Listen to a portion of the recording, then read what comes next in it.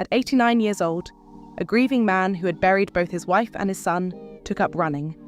By 100, he'd done something no human in recorded history had ever done.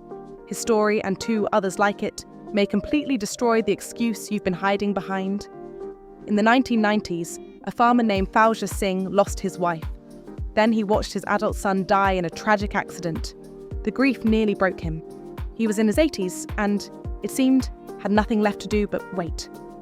And then something unexpected happened. At 89, Fauja Singh started running. Not to win races, not to set records, simply because it was one of the few things that quieted the grief. He found a coach, trained for a few months, and at 89 years old, ran his first marathon. 26 miles. He finished. Most people would have stopped there. Fauja Singh didn't. At 100 years old, he became the first person in recorded history to complete a full marathon as a centenarian. He crossed the finish line hours after the leaders. The crowds were gone. The crews were packing up. He finished dead last, and completely triumphant. He continued competing until age of 101, remained active well into his later years, and lived to 114. He started one of the greatest chapters of his life at 89. Sit with that for a moment, because it should rearrange something inside you. And he's not alone. Consider Ernestine Shepherd. For the first 56 years of her life, she described herself as a couch potato. She worked as a school secretary and had never exercised seriously.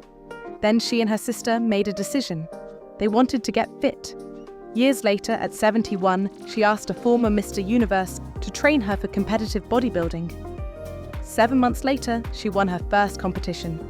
Standing on stage beside women decades younger, she outperformed them.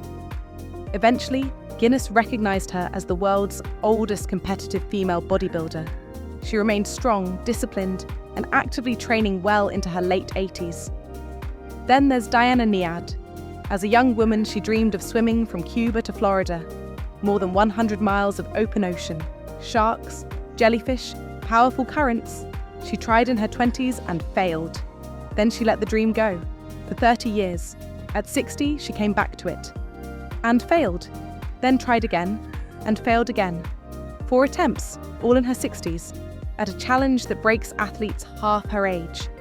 Then, at 64 years old, on her 5th attempt, after more than 53 hours in the water, she walked onto a Florida beach, the first person ever to complete the swim without a shark cage. Now I know what the skeptical part of your mind is saying. Those are extraordinary people. I'm never going to run a marathon at 100. So what does any of this have to do with me? Everything. Because the lesson isn't that you need to do what they did. The lesson is what their stories reveal about the raw material you're working with. If a body can learn to run marathons beginning at 89, if a sedentary woman can build a champion's physique beginning at 56, if someone can achieve a lifelong dream at 64 after decades of failure, then the human body is capable of profound change far later in life than most people believe. These people aren't exceptions to the rule. They're revelations of it.